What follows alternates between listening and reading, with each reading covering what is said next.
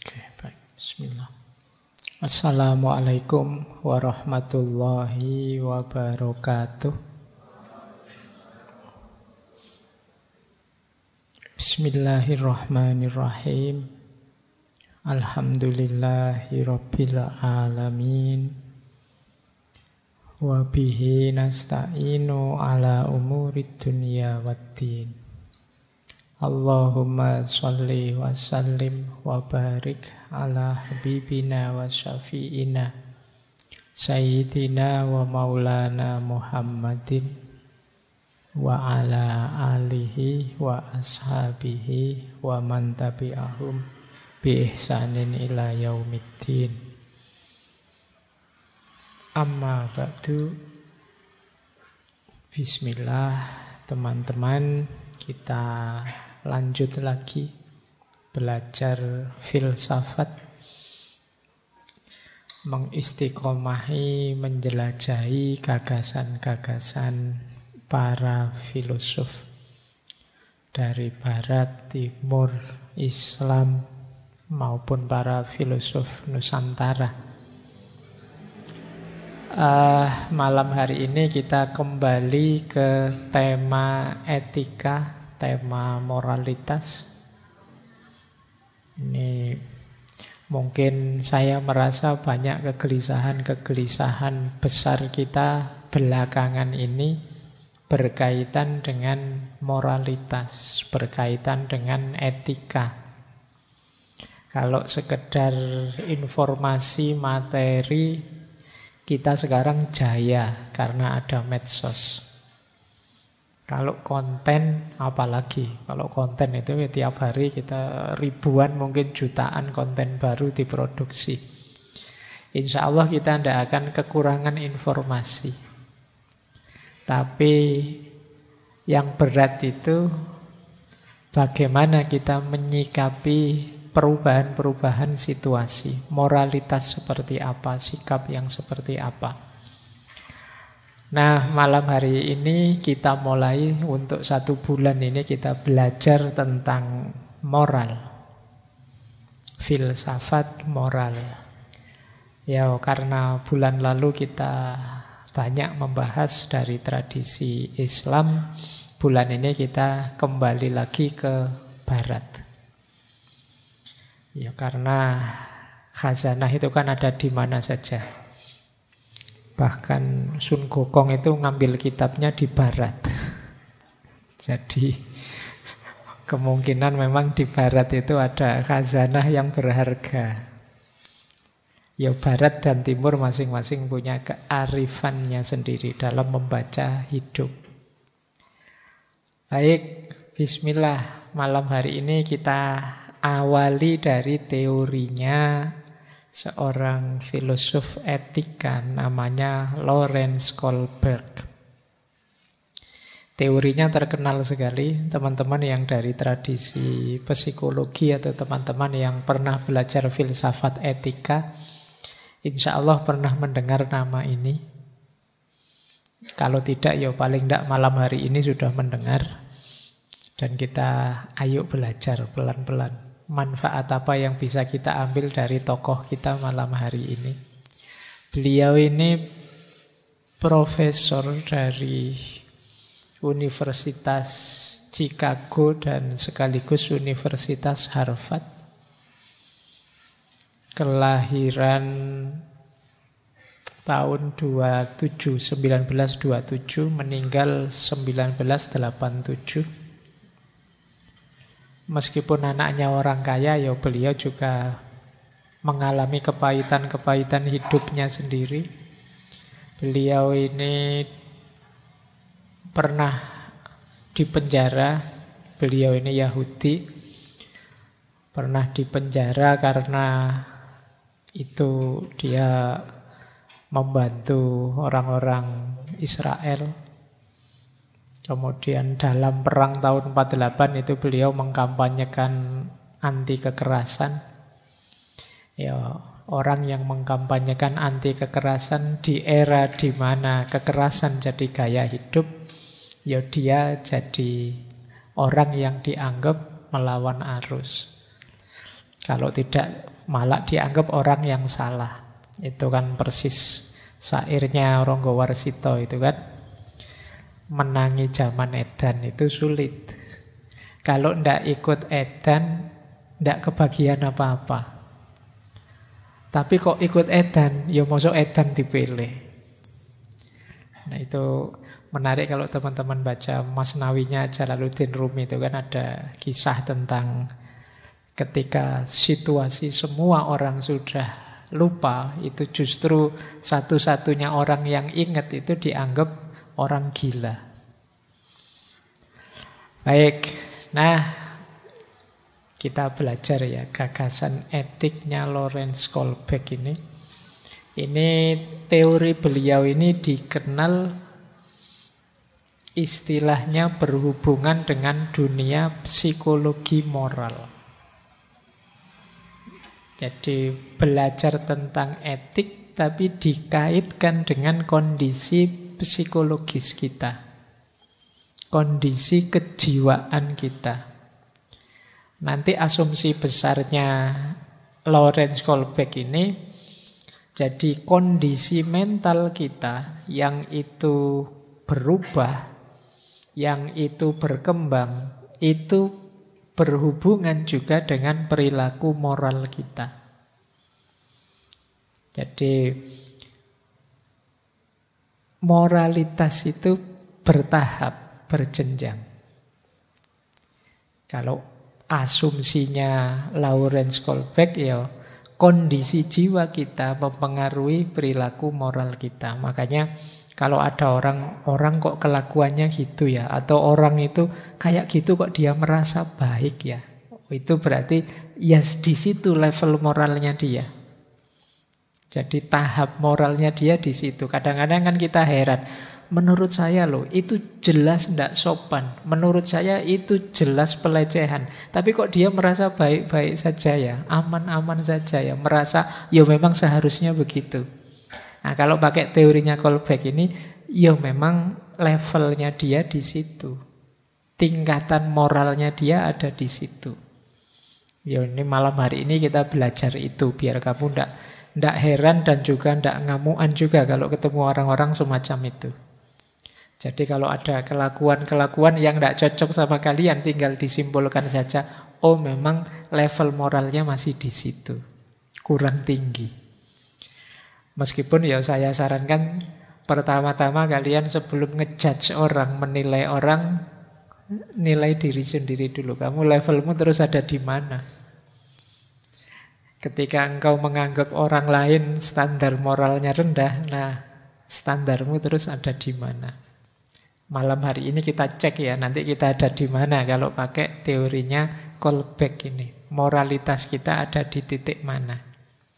Jadi malam hari ini kita mempertemukan kajian filsafat dan kajian psikologi. Kajian tentang etik itu kan cabangnya filsafat. Cuma nanti kawin dengan kajian psikologi.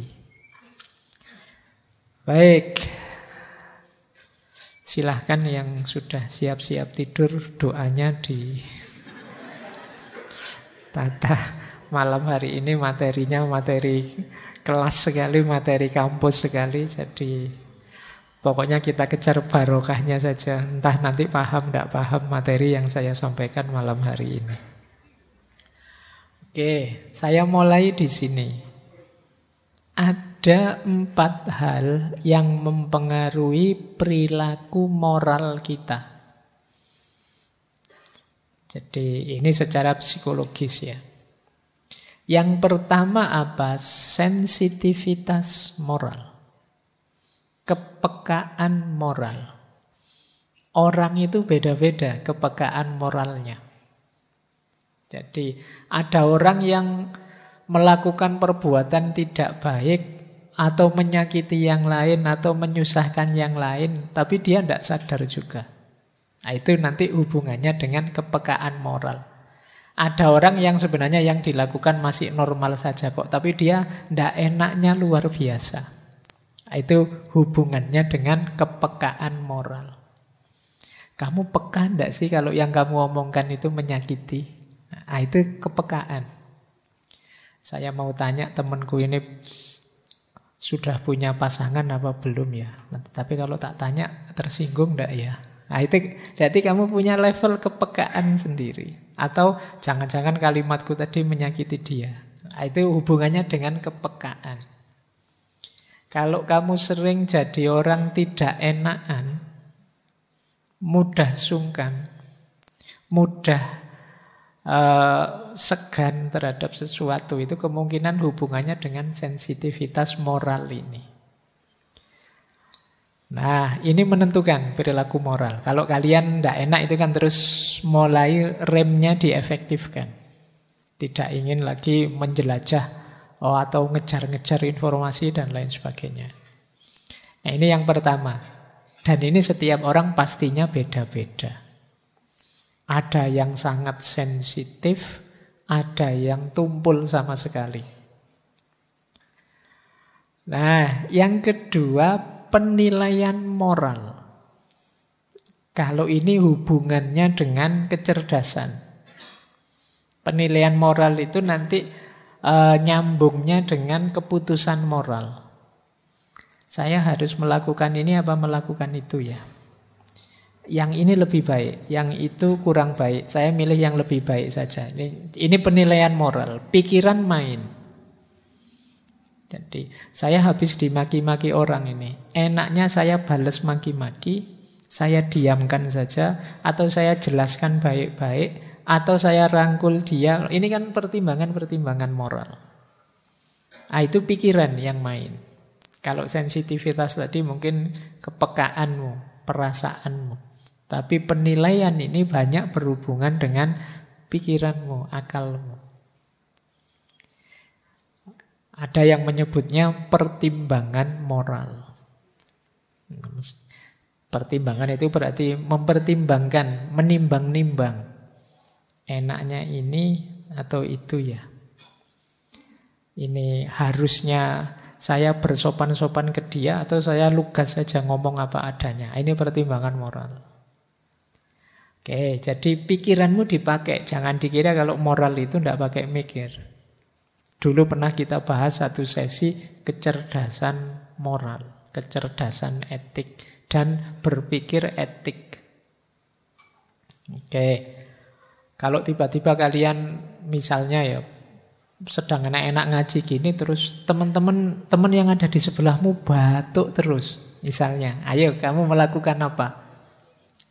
Kamu hibur dia, kamu keluar ngambilkan minum, jangan-jangan dia memang butuh air, atau kamu hibur saja, atau kamu doakan saja.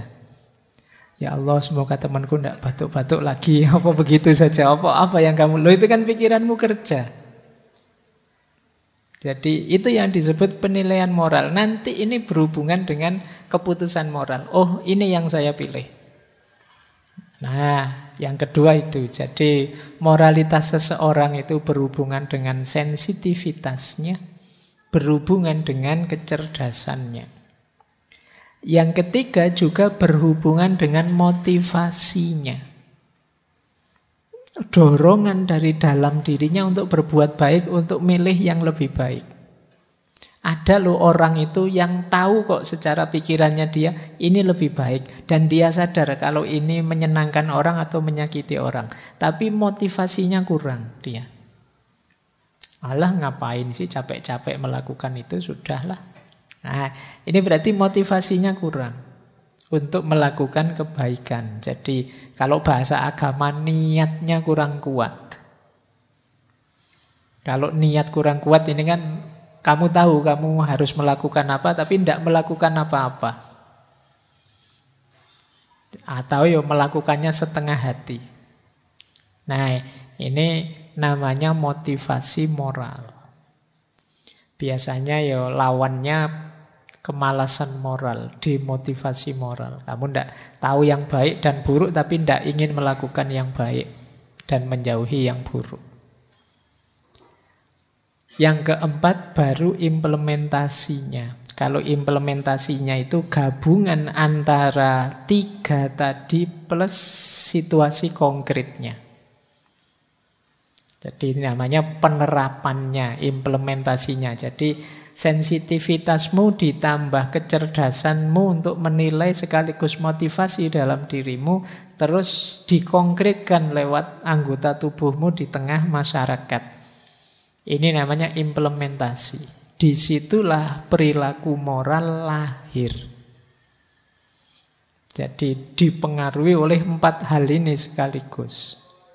Jadi kalau kalian ingin menganalisis perilaku moral seseorang, kalian tinggal bagi, sejauh mana dia sensitif, sejauh mana kecerdasan moralnya bekerja, sejauh mana dia termotivasi untuk melakukan perilaku moral itu, dan implementasinya seperti apa. Nah, ini 4 hal yang berpengaruh dalam perilaku moral kita. Ya, ini yang membuat setiap orang itu bisa beda-beda perilakunya. Karena apa? Sensitivitasnya beda-beda, kecerdasannya juga beda-beda, motivasinya juga beda-beda. Jadi, maka keputusan moralmu dengan temanmu, mungkin dengan adikmu, dengan keluargamu bisa saja sangat jauh berbeda. Kenapa? Isi komponen 3 tadi beda. Sehingga implementasinya beda-beda. Oke, baik. Nah, ini silahkan nanti kalian renungkan ya. Perilakumu sejauh mana kamu sensitif secara moral, peka. Sejauh mana kamu cerdas secara moral, dan sejauh mana kamu termotivasi untuk jadi orang yang bermoral. Ada loh orang yang tidak termotivasi jadi orang yang bermoral. Banyak mungkin orang yang putus asa dengan moral. Alah Pak, saya bermoral, akhirnya saya yang paling sulit, saya yang paling sengsara. Saya toleran bantu teman, terus akhirnya saya susah sendiri, teman-teman ketawa-ketawa enak. Saya paling sumpek misalnya. Terus dia putus asa dengan moral. Ada yang begitu. Nah, silahkan kalian renungi ya. Profil moralitasmu itu bisa diambil dari 4 variabel ini. Lanjut. Nah, sekarang kita mulai masuk ke teorinya Kolbeck. Tahap-tahap perkembangan moral. Kita awali dari dasarnya yang mempengaruhi Kolbeck. Yang banyak disebut orang berpengaruh tentu saja gagasan psikoanalisisnya Freud. Ini tulisannya Freud. Biasanya kalau mahasiswa baru membacanya masih Freud. Tidak apa-apa, masih murni berarti masih asli. Belum terpengaruh barat. Oke. Nah, teman-teman mungkin masih ingat ya, kalau di teorinya Freud, komposisi psikologis kita itu kan isinya 3. Id, ego, dan superego. Jadi hidup kita itu ada 3 komponen. Id itu bawah sadar, ego itu kenyataannya, superego itu ideal-ideal, termasuk ideal moralitas. Nah, kalau id tidak kelihatan, kalau ego itu diri kita yang kelihatan, kalau superego itu dari luar diri yang masuk ke dalam diri. Jadi, kalau di teorinya Freud kan, id itu biasanya muncul secara tidak sadar demi ketika kita ingin senang atau menghindari rasa sakit. Biasanya orang itu begitu mengejar kesenangan atau menghindari rasa sakit, aslinya kelihatan.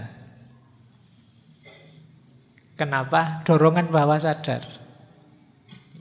Misalnya kalian fobia ketinggian. Itu kan kalian selalu begitu tahu, wah ini nanti saya kalau ke sana ada ketemu ketinggian ini, saya minggir sajalah. Atau fobia kegelapan, atau fobia. Itu kamu secara instingtif bawah sadarmu nuntun kamu untuk menjauh. Itu id. Kalau ego itu realitas dirimu, kenyataan. Jadi, sementara superego itu moralitasmu. Jadi keinginan untuk jadi manusia yang baik, ideal-ideal yang ada dalam hidupmu. Nah, kalau itu prinsipnya kenikmatan, menghindari rasa sakit. Kalau ego itu prinsipnya kenyataan. Nah, kalau super ego itu prinsipnya moralitas, idealitas. Jadi ini yang main dalam diri kita. Super ego itu ideal. Kalau ego itu real, asli. Kalau yang itu kenikmatan, kesenangan, menjauh dari rasa sakit. Nah, moralitas yang super ego itu biasanya isinya standar-standar. Ini loh yang baik, ini loh yang seharusnya. Jadi dirimu itu bagian dalam 3 lapis itu. Ada egonya, ada id-nya, ada super egonya. Super ego inilah nanti letaknya moralitas. Standar-standar ideal kebaikan yang kamu akui, yang kamu terima.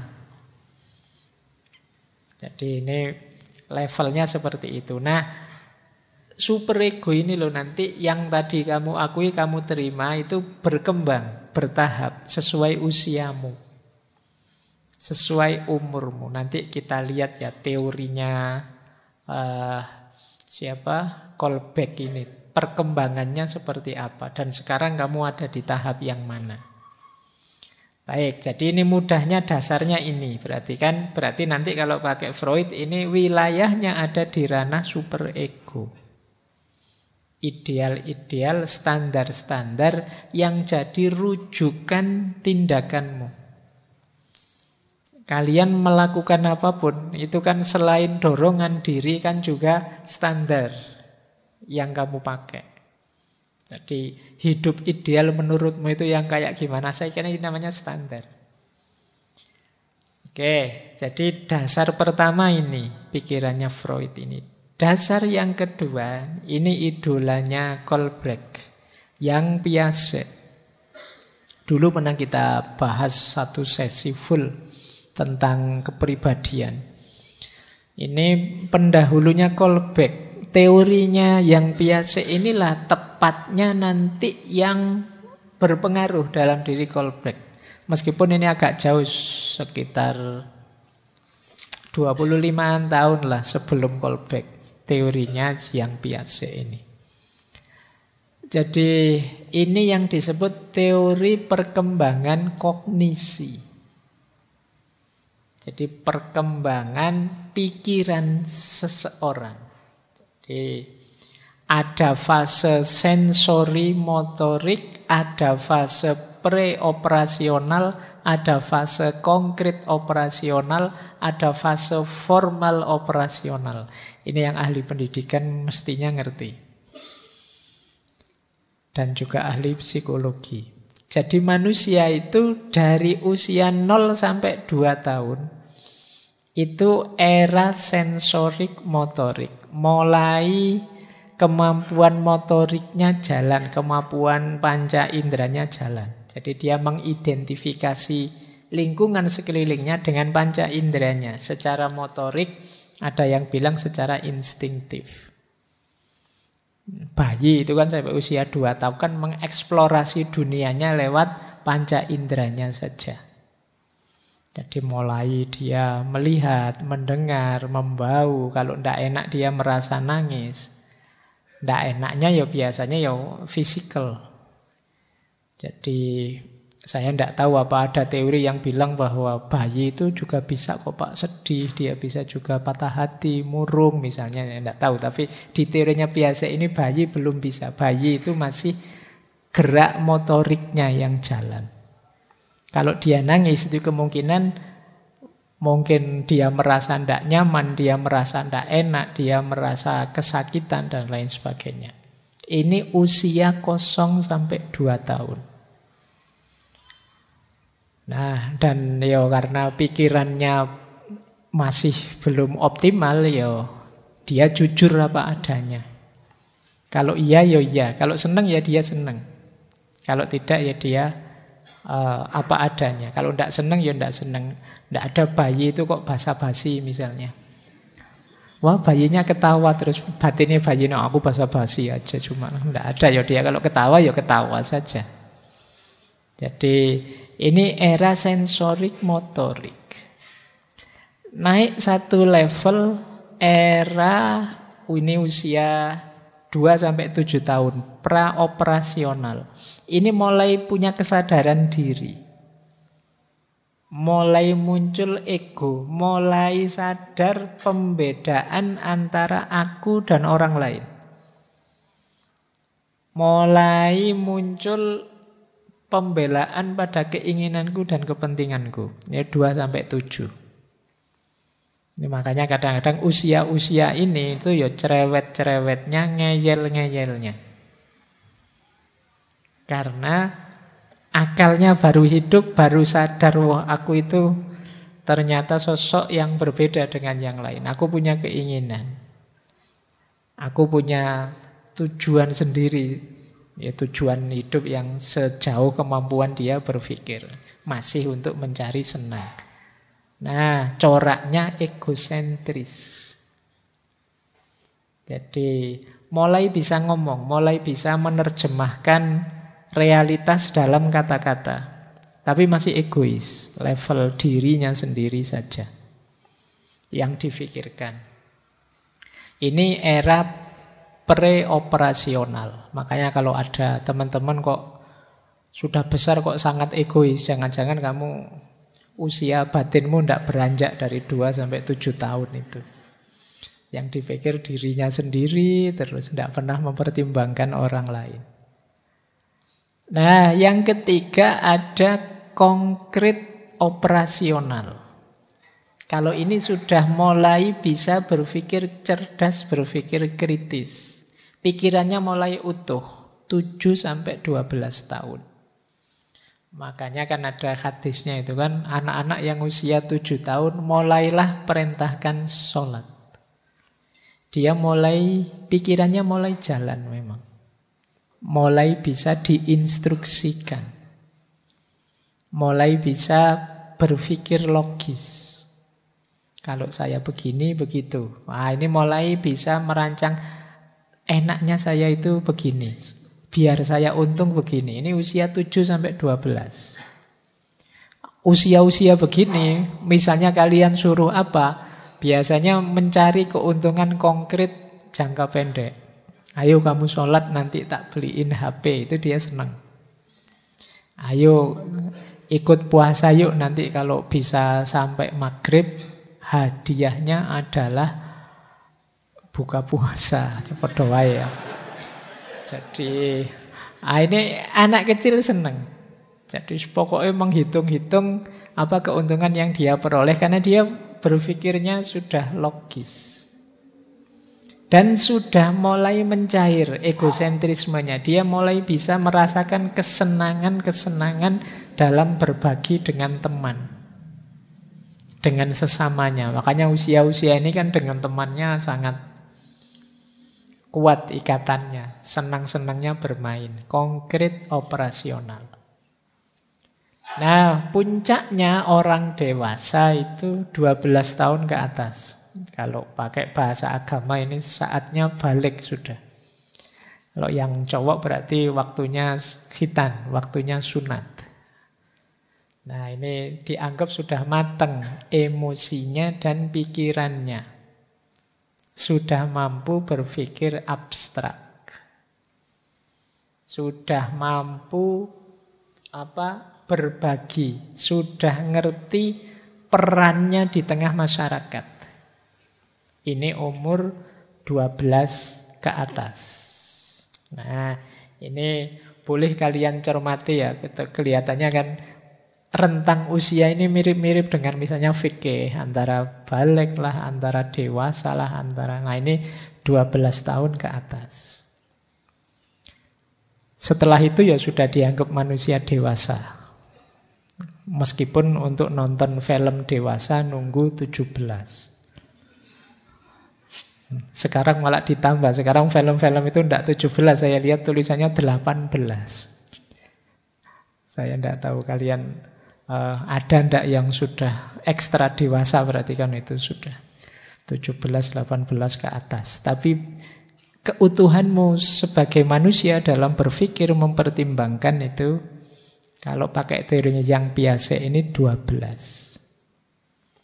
Jadi matang. Harusnya sejak usia itu kalian sudah dewasa berpikirnya. Meskipun ada saja orang yang sampai mahasiswa semester 5, semester 6 masih seperti umur 2 sampai 7 tahun tadi. Itu kalian perlu pendewasaan diri, mulai agak latihan biar tidak terlalu egois. Baik, saya lanjutkan. Yang ketiga, yang sering dianggap berpengaruh dalam gagasannya Kohlbeck adalah teorinya Maslow. Dulu kita pernah bahas satu sesi full. Masih berhubungan dengan kepribadian. Kalau ini level aktualisasi dirinya manusia. Jadi moralitas itu kalau di Maslow, Abraham Maslow, ini bukan Maslow membacanya. Maslow itu nama, jangan dibaca Mas itu ya Mas, Low itu rendah, jadi Mas yang kelas rendah. Enggak. Maslow itu lengkap.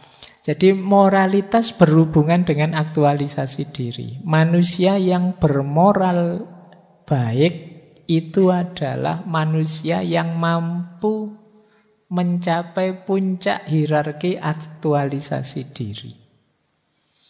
Kalau di Maslow dulu kan aktualisasi diri itu kan level. Ada level fisik. Ada naik satu level, level kenyamanan, keamanan. Ini dua level pertama ini sebenarnya kebutuhan dasar. Orang kalau terpenuhi kebutuhan dasarnya baru naik ke level rasa memiliki dan cinta. Kalau fisiknya belum beres, sulit naik ke level selanjutnya. Kalau kalian fisiknya sakit misalnya, wah urusan cinta-cintaan nanti dululah. Sembuh dulu, sehat dulu. Kenapa? Yang bawah belum terpenuhi. Kalau dalam situasi tidak aman misalnya, dalam situasi perang nyawamu terancam itu ya mbok, ada orang wirawiri cakep juga tidak dipikiranmu gimana caranya selamat. Nah, kebutuhan dasar terpenuhi dulu baru naik level. Nah, kebutuhan rasa memiliki, cinta, dan juga penghargaan. Nah, ini levelnya lebih abstrak. Kebutuhan psikologis. Dan puncaknya aktualisasi diri. Jadi kebutuhan puncakmu itu aktualisasi diri. Cirinya, ini ringkesan sebenarnya dari ngaji filsafat yang dulu, orang aktualisasi diri itu orang yang pertama mandiri. Berarti dia lepas dari ketergantungan pada apapun selain dirinya sendiri, itu namanya mandiri. Kalau masih banyak bergantung pada di luar diri berarti belum puncak aktualisasi dirimu. Kamu itu mampu kok untuk mandiri. Yang kedua realistis. Jadi menerima kenyataan hidupnya apa adanya. Yang ketiga problem solver. Mampu menyelesaikan masalah apapun dalam hidupnya. Karena dia mandiri, ya ada masalah, dia selesaikan sendiri. Ada lagi yang menarik menurut saya, punya selera humor yang tinggi. Orang bisa berhumor ria, itu berarti hidupnya nyaman. Jadi, kalau kalian sedang sumpek, stres kan diajak guyon susah. Nah, bisa guyon, bisa bergurau, itu berarti kamu bisa menikmati hidupmu. Tidak mencurang, terus sumpek, terus koyok-koyok hidup itu berat gitu. Nah, berarti kurang aktual hidup. Orang yang menganggap hidupnya berat itu kan sebenarnya nyambung dengan tadi. Dia belum menerima hidupnya apa adanya. Siapa sih orang yang tidak ada kurangnya? Siapa sih orang yang tidak ada masalahnya? Tapi orang yang mampu memuncakkan aktualisasi dirinya, ya menyadari itu, menerima itu, dan bisa menikmati itu. Makanya bisa bergurau, bisa humor. Nah, ya kalian tetap harus hati-hati ya. Nanti saya sudah bisa humor kok Pak, tapi teman saya tidak. Ya hati-hati kan, nanti humormu dianggap serius sama temanmu. Yang tidak ngerti humor tidak bisa humor. Oke ya, baik. Jadi sense humornya tinggi. Kan ada orang itu ya sense humornya tidak terlalu tinggi. Kalau ada orang guyon dia menangkapnya lama. Yang lain ketawa sudah selesai, dia baru, oh iya, wahahaha, gitu terakhir. Yang lain sudah selesai, kamu baru ketawa. Baru, oh iya, lucu ya. Iya, kamu mikirnya kesuwen, lucunya sudah lewat. Kamu baru tertawa. Nah, ayolah, hidup ini bisa kita nikmati, kita syukuri saja. Orang yang tidak bisa humor, ya kemungkinan sulit mensyukuri hidupnya. Nikmati hidup. Dan yang terakhir tentu saja menghargai proses. Dia sadar kok untuk mencapai apapun ada prosesnya. Tidak ada yang instan. Apapun itu. Nah ini hidupmu nyaman sudah. Nah ini ciri-ciri orang yang mampu mengaktualkan dirinya. Dia mandiri, realistis, problem solver. Selera humornya tinggi dan menghargai proses.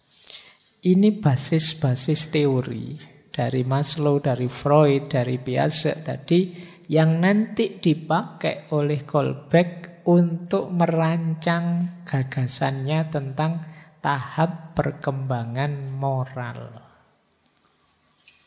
Nah, Kolbeck ini melakukan penelitian pada 72 anak, karena dia ingin meneliti perkembangan moral, berarti kan dimulai sejak anak-anak.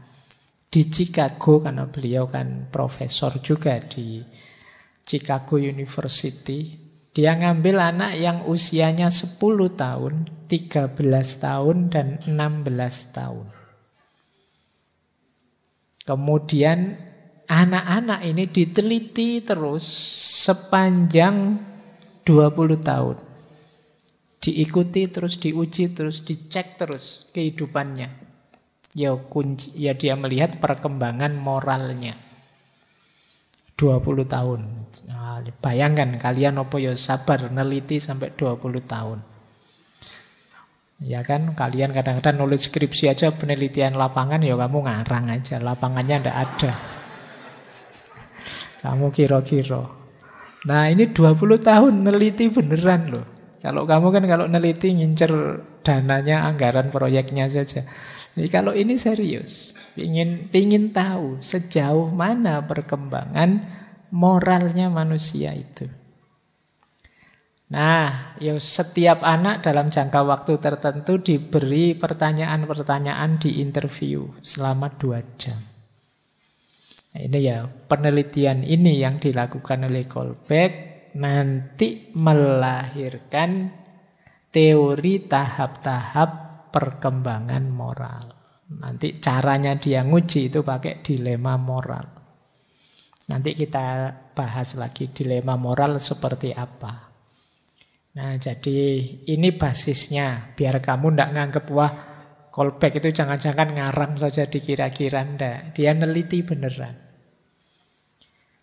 Baik, kita lanjutkan. Nah, ini hasilnya. Nanti kita jelaskan satu-satu ya.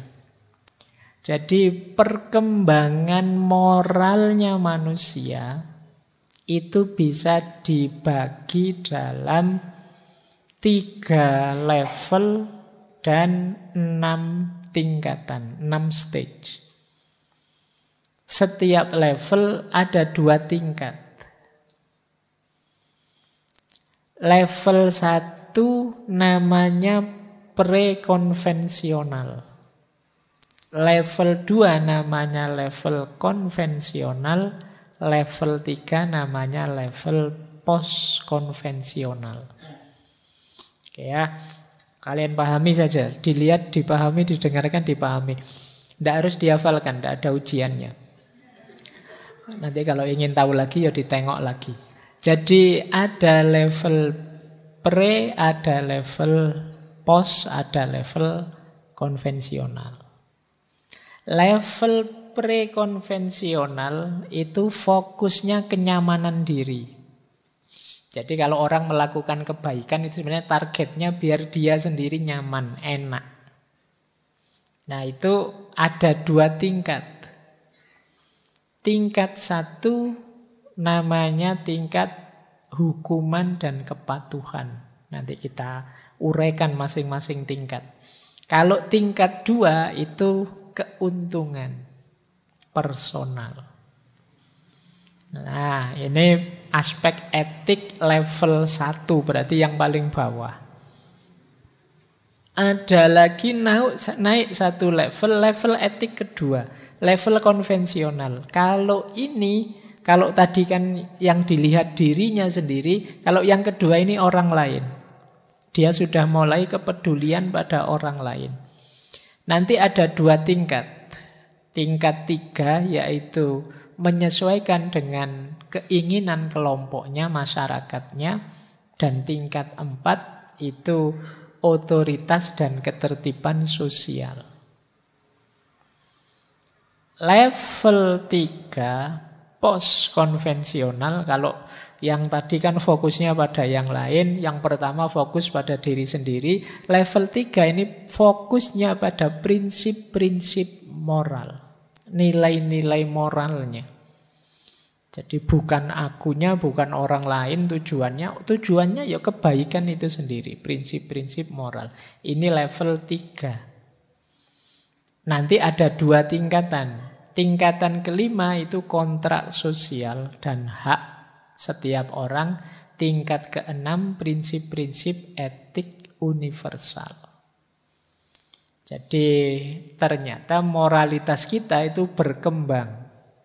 Tidak macet, tidak kok orang itu tiba-tiba jadi baik, tiba-tiba jadi murni sekali. Misalnya, Pak, saya ingin ikhlas, Pak, langsung terus bisa ikhlas, itu enggak. Ada tahapannya.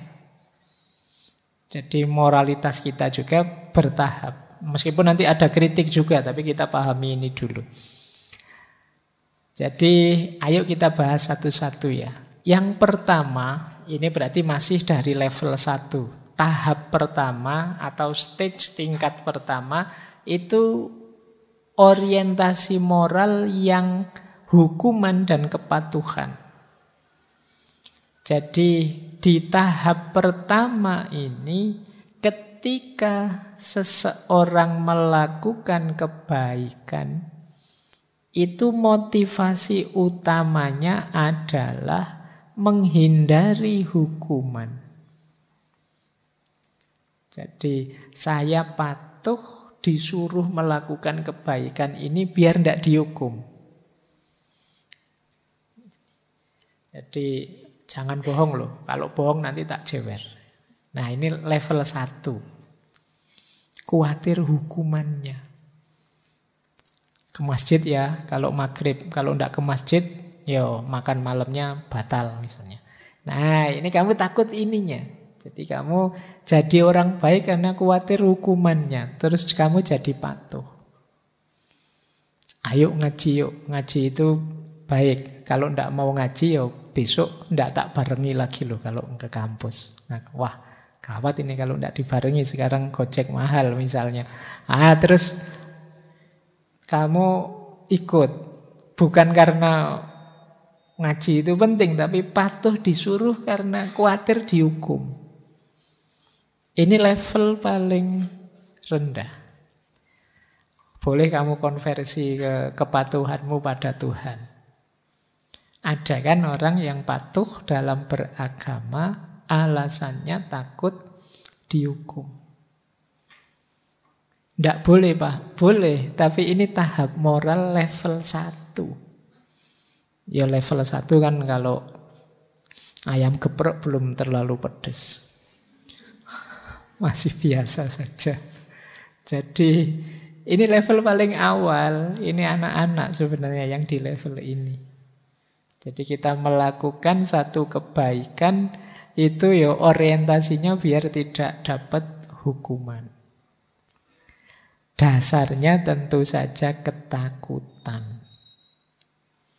Jadi kebaikan yang didasari oleh rasa takut. Yo, orang-orang di level ini itu menganggap ini mesti benar. Kenapa? Karena efeknya jelek kalau tidak dijalankan. Nah, baik. Tapi yo ini ampuh untuk orang-orang yang di level ini, misalnya kita ingin ngajak mereka pada kebaikan, yo kita ancam saja dengan hukuman yang menakutkan mereka.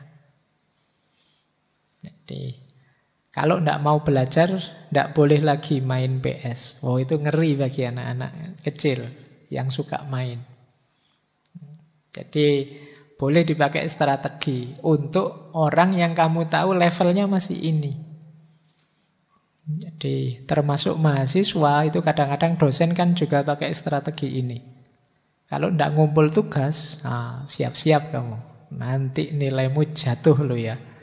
Kalau nilaimu jatuh kamu tidak lulus-lulus. Kalau kamu tidak lulus-lulus, pacarmu lulus duluan. Ngeri itu. Oke. Ya kan kalau dia pulang kampung, wah apalagi dijodohkan, wah tambah kiamat duniamu. Oke ya. Oh itu kan ngeri. Terus kamu wah rajin ini, jangan sampai telat ini lulusnya. Baik, ini level moral paling dasar. Tahap 1. Naik satu level tahap moralitas yang kedua. Kalau tadi dasarnya ketakutan, kalau ini dasarnya harapan. Kamu melakukan perbuatan moral karena mengharapkan keuntungan. Jadi yang benar menurut orang di level ini itu yang menguntungkan saya, yang memenuhi kebutuhanku. Kadang-kadang juga yang menguntungkan orang, tapi keuntungan bagi orang itu mengimbas padaku. Jadi, lupa ada orang di level ini, tapi melakukan perbuatan baik pada orang lain loh Pak. Iya, tapi dia melakukan perbuatan baik pada orang lain itu sambil berharap biar orang lain juga baik padaku. Nunggu balasan baiknya. Ini berarti di level 2. Sebenarnya yang dipikir keuntungan dirinya sendiri. Oh saya sekarang rajin sedekah Pak pada fakir miskin. Biar apa? Biar saya dapat balasan 700 kali lipat. Ya bodoh, yang nyari keuntungan kan balik ke kamu sendiri. Kamu kejar keuntungannya. Nah ini moralitas level 2, tahap kedua. Hanya mencari keuntungan pribadi. Ujung-ujungnya kamu ingin balasan yang baik untuk dirimu.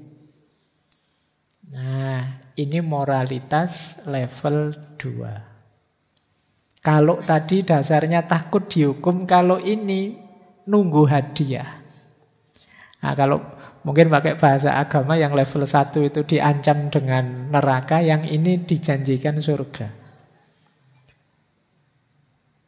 Tidak masalah, ini tetap bermoral, cuma moral yang level 2. Jadi kategorinya tetap perbuatan baik. Yang di luar level itu kan yang tidak baik. Ini baik kok.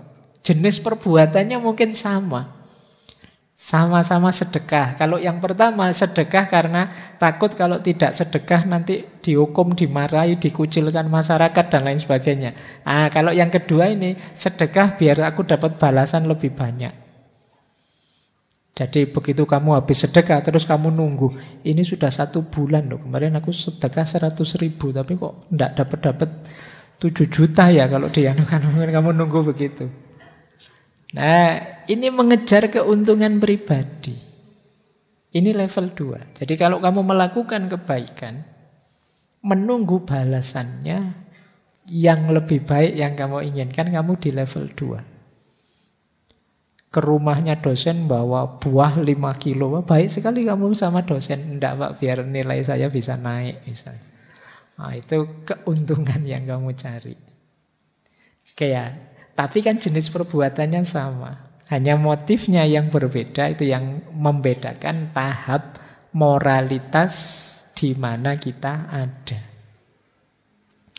Baik, Ini yang kedua, yaitu ada contoh ketika kita menjadi sukarelawan biar dapat nama baik di tengah masyarakat. Nah ini sukarelawannya bagus, tapi kan targetmu bukan kok membantu orang, tapi nama baik, statusmu lebih tinggi. Oke, baik. Jadi ini perbuatan baik yang motifnya hanya keuntungan pribadi. Oke, yang ketiga. Kalau ini berbeda lagi orientasi kebaikannya. Di level ketiga ini seseorang masuk ke ruang hidup sosialnya. Kalau tadi kan dua level pertama itu masih sangat individual. Yang jadi fokus dirinya sendiri. Yang pertama tadi dirinya sendiri biar tidak sengsara, tidak susah. Yang kedua dirinya sendiri biar senang. Nah yang ketiga, ini level 3. Orang melakukan perbuatan baik karena ingin diakui, diterima, dianggap baik oleh masyarakatnya. Nah ini mungkin ya bahasa singkatnya ingin membangun citra. Kalau di banyak referensi ini level moralitas good boy, anak baik. Jadi kamu ingin dapat status anak baik. Tiap hari kamu puasa Senin Kemis, kamu ke masjid terus. Terus kenapa kamu melakukan itu? Ya biar dianggap anak soleh. Nah ini level 3, menyesuaikan dengan keinginan kelompok. Karena kelompokmu mengidealkan sosok manusia semacam itu, maka kalian menyesuaikan dengan itu. Kalau warga sini ya setiap kali pertemuan harus datanglah demi keguyupan. Nah, kamu terus ikut ke sana melakukan itu.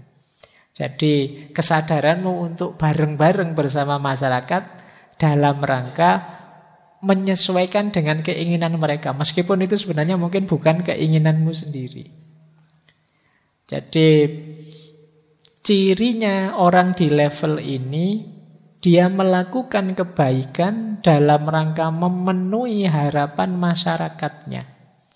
Bagian dari loyalitasnya terhadap kelompoknya atau masyarakatnya.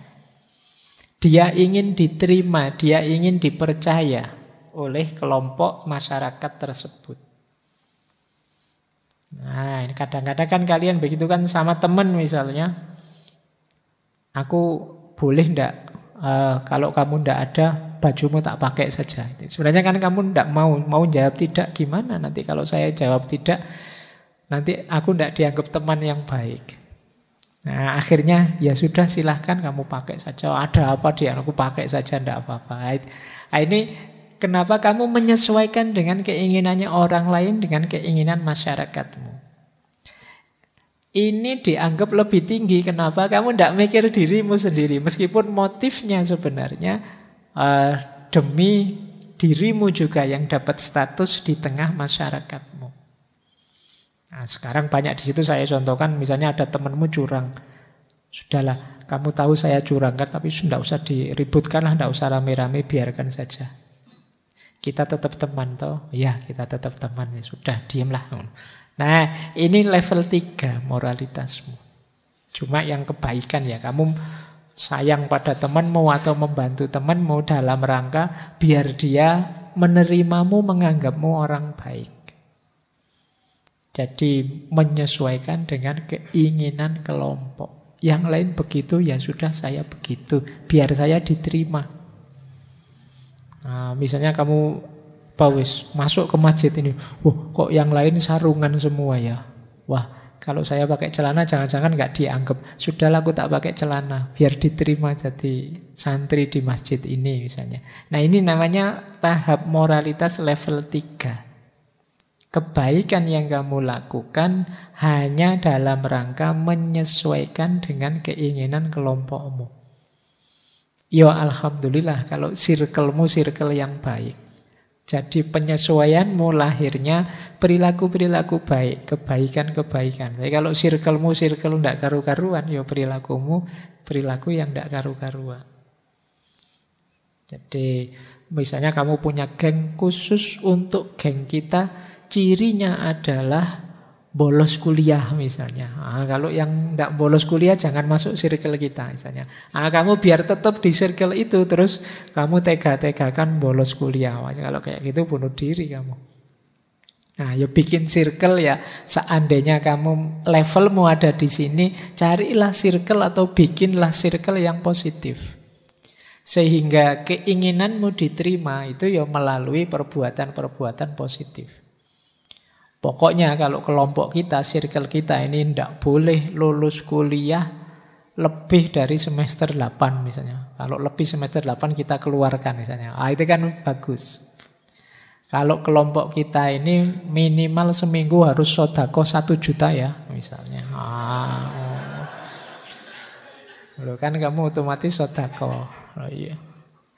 Ya enggak tahu ya sodako. Sopo ngerti ya circle-nya anak-anak konglomerat. Kalau kamu enggak mampu berarti kamu bukan circle itu. Jadi itu tahap ketiga. Menyesuaikan dengan keinginan kelompok. Lanjut ya. Tahap keempat sekarang. Ini lebih tinggi. Di tahap keempat ini, orang memang tidak egois lagi dirinya, sudah keluar dari dirinya. Kalau tadi mengikuti orang lain, kalau ini patuh mengikuti aturan yang sudah disepakati bersama. Misalnya hukum, adat, konvensi sosial. Nah ini perbuatan baik itu ya menjalankan hukum atau aturan yang sudah disepakati. Mendukung aturan yang ada.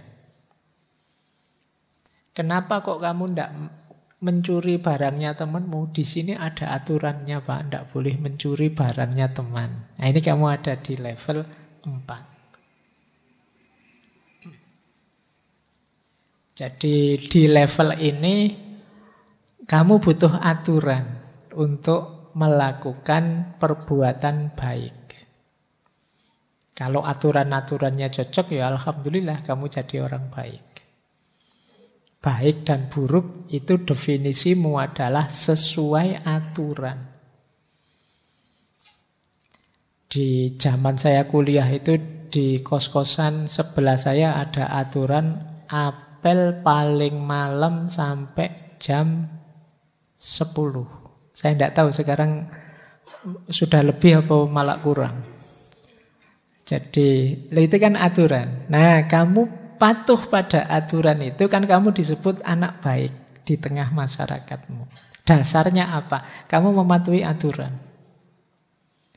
Ya meskipun mungkin bagi orang tertentu sampai jam 10 itu terlalu malam Pak. Wong saya apelnya itu habis asar kok misalnya.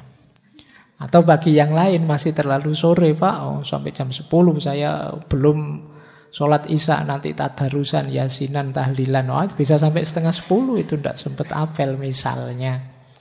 Nah tapi aturan ya aturan. Begitu kamu patuh, kamu disebut orang baik. Jadi kalau apel lihat jam, wah jam 10 lebih 1 menit melanggar aturan kamu sudah. Jadi harus pas maksimal jam 10.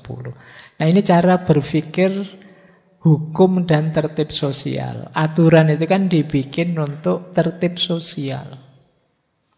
Jadi bayangkan kalau kamu apelnya pulangnya sampai jam 1 apa jam 2. Itu kan namanya bukan apel tapi nginep.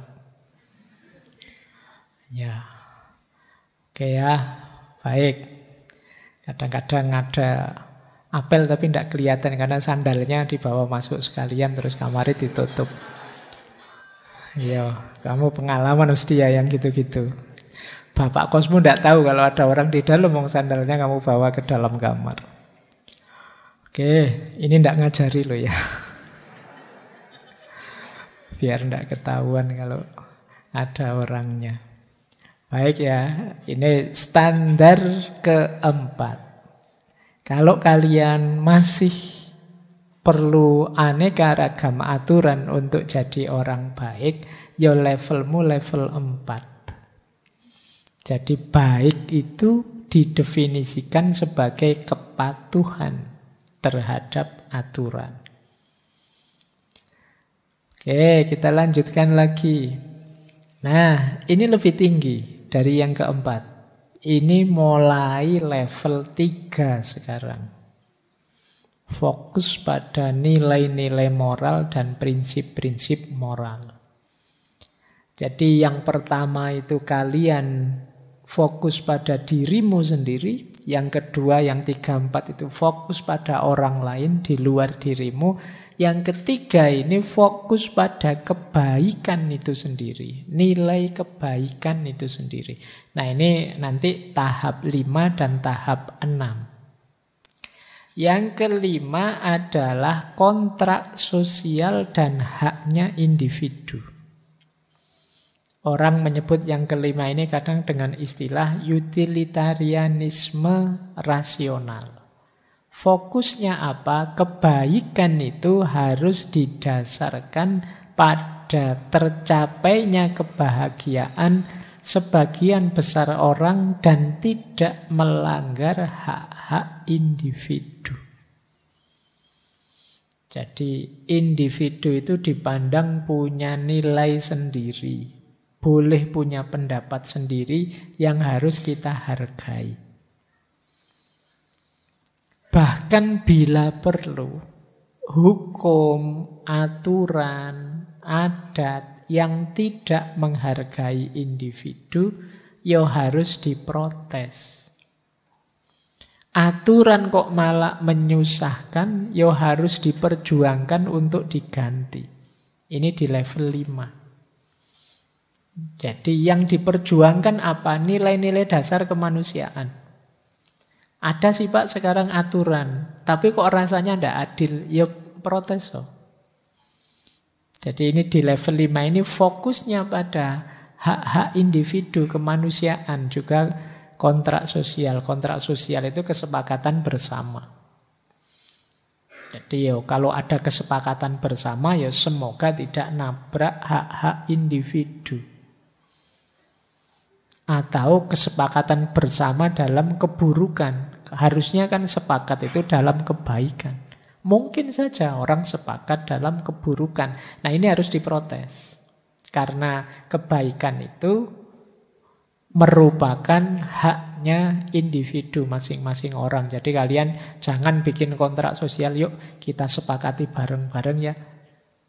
Kita bolos saja misalnya, tidak boleh. Meskipun kesepakatan itu kan nanti hasilnya nilai kebenaran. Sesuatu yang disepakati itu kan jadi kebenaran yang berlaku bagi yang menyepakati.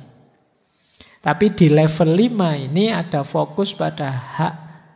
Tidak boleh ada yang dilanggar haknya, tidak boleh ada yang dizolimi. Kalau ada aturan kok nabrak melanggar hak kezoliman dan lain sebagainya, ya dia harus diprotes. Kita berjuang di situ, contohnya kita berjuang memprotes aturan yang membolehkan korupsi misalnya. Siapa tahu nanti pada saatnya ada aturan korupsi itu boleh. Asalkan di bawah 1 miliar lah, berapa sih? Nah, misalnya kalau ada aturan kayak gitu, ya jangan kamu ada di level 4 tadi. Kalau yang di level 4 tadi ya memang aturannya begitu, mau gimana? Kalau memang undang-undangnya begitu, mau apa? Kan begitu di level 4. Nah, level moralitas yang kelima ya tidak berhenti di aturan. Kalau aturannya nabrak nilai-nilai moral, nilai-nilai kebaikan, ya diprotes. Nah, berarti kalian ada di level 5. Jadi tidak hanya ikut arus saja, tapi punya suara sendiri yang dasarnya adalah hak individu, hak-hak kemanusiaan. Oke, lumayan level 5. Ada lagi puncaknya level 6. Level 6 ini kalau kata Kohlberg jarang orang nyampe level ini. Orang di level 6 itu keputusan moralnya murni didasarkan prinsip-prinsip keadilan kemanusiaan universal. Dan itu tidak ada syarat. Kenapa kamu melakukan kebaikan? Ya karena itu baik. Jadi tidak ada hipotetis, tapi kategoris kalau pakai istilahnya Immanuel Kant. Ini yang orang menyebutnya mungkin ketulusan, keikhlasan. Jadi melakukan kebaikan tidak ada pamrihnya apapun selain bahwa kebaikan itu memang baik, harus aku lakukan. Di sini kebaikan bukan cara. Kalau cara kan dalam rangka memperoleh sesuatu. Tetapi dia adalah buah atau hasil. Kalau hasil kan selesai sudah. Saya melakukan kebaikan ya karena itu baik. Efeknya apa? Tidak tahu. Kalau tadi dari awal sampai akhir kan selalu ada motif, selalu ada latar belakang, selalu ada target selanjutnya. Nah, kalau di yang keenam ini enggak. Sekarang kebaikan itu kita jalankan karena yang baik itu baik. Ini 6 sudah ya. Nanti teman-teman coba cek. Kalian itu ada di level mana. Cuma ngeceknya nanti ada caranya sendiri. Kalau menurut Kolbeck. Nah, ini beberapa uraian tambahan dari Kolbeck.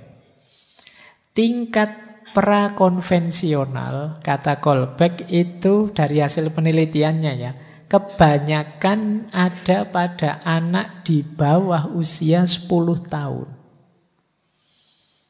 Jadi di bawah 10 tahun itu ya berarti ya umur 2 sampai 9 tahun. Yang tadi, hukuman, menghindari hukuman atau mencari keuntungan. Jadi perbuatan moral yang dasarnya hukuman dan keuntungan itu usianya 10 tahun ke bawah. Jadi kalau kalian melakukan tindakan bermoral kok karena ketakutan atau karena mengharapkan sesuatu, ya berarti moralitasmu moralitas 10 tahun ke bawah. Jadi tidak ngomong jelek ya, karena isinya ini semua perbuatan baik. Cuma masih kanak-kanak levelnya. Nah, kalau yang tengah-tengah konvensional, yang mulai berpikir orang lain, ini remaja. Atau orang yang mulai dewasa. Berarti ABG dan mahasiswa semester awal lah ya. Kalau yang semester akhir itu mungkin sudah sangat dewasa. Apalagi yang tidak lulus-lulus, itu sudah sangat dewasa sekali harusnya. Jadi tingkat konvensional itu remaja dan orang-orang yang awal usia dewasa. Yang tadi ya, pertimbangannya yang difikirkan orang lain. Kalau tingkat pasca konvensional, ini orang yang dewasa yang kalau menurut Kolbeck itu 25 tahun ke atas. Kalau di sini ada yang usianya 25 itu berarti sudah dewasa. Makanya menikah itu 25. Berarti kamu dianggap sudah dewasa. Rasulullah nikah ya 25.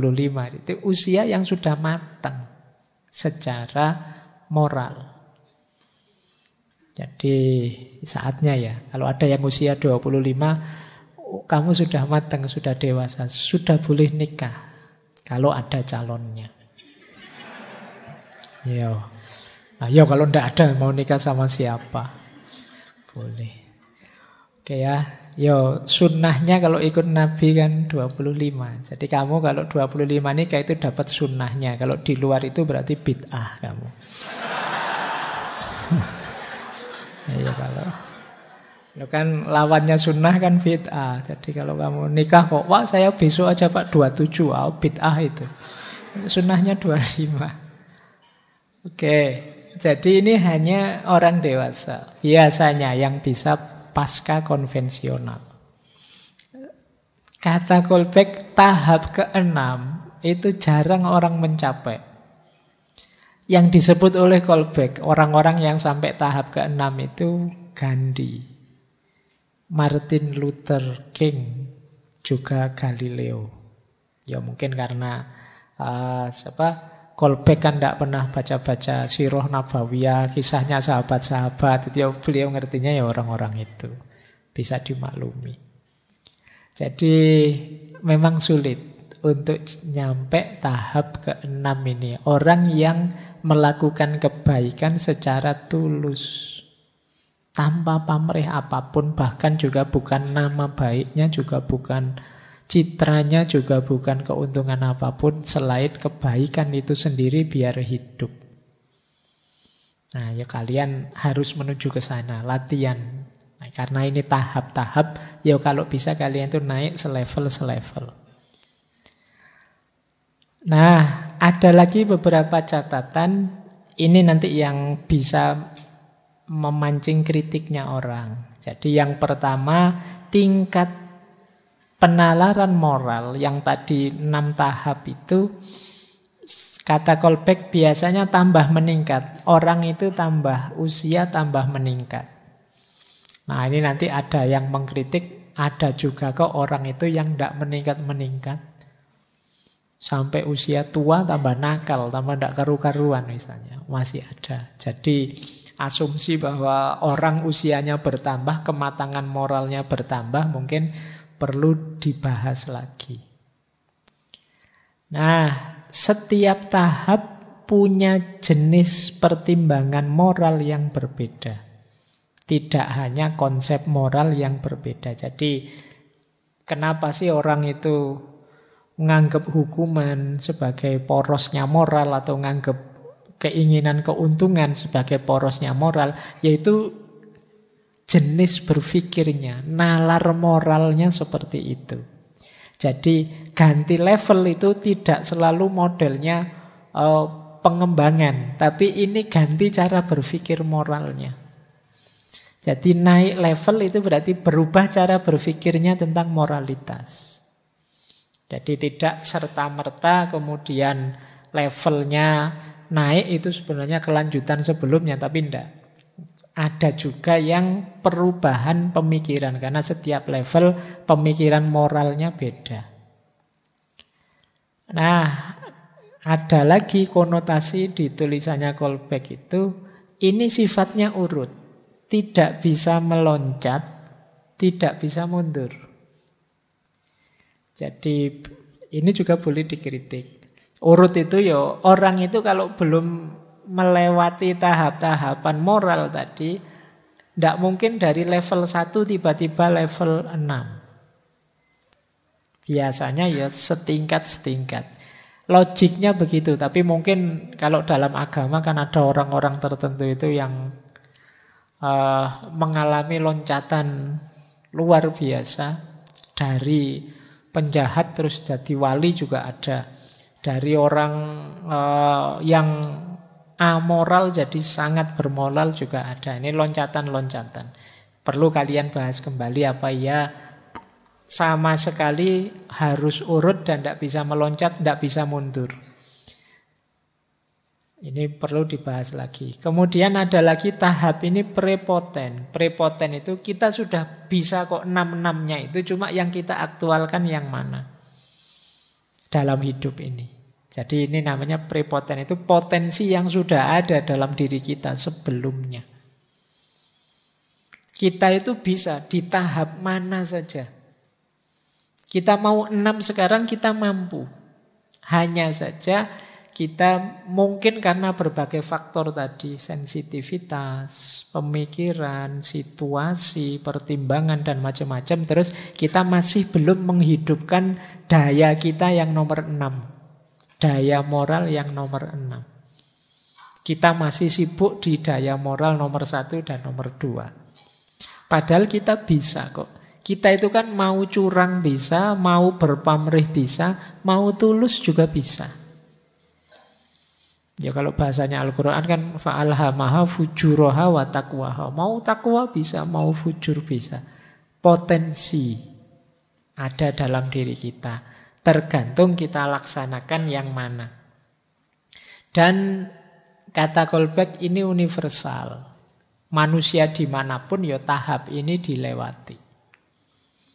Baik, kalau ini bisa kita diskusikan.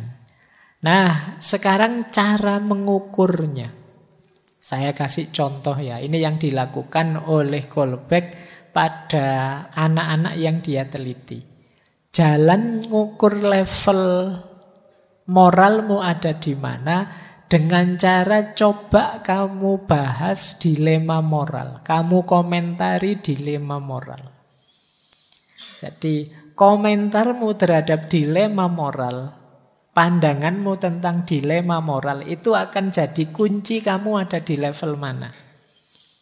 Nah, ini yang disodorkan oleh Kolbeck pada yang dia teliti anak-anak itu antara lain ini, dilema moral, orang menyebutnya dilema Heinz. Jadi ceritanya ada seorang perempuan yang hampir meninggal karena kanker. Nah, tidak ada obatnya. Cuma ada satu obat yang bisa menyelamatkan perempuan ini. Obat ini satu-satunya ada di satu apotek yang meracik dan menemukan seorang apoteker di kota itu.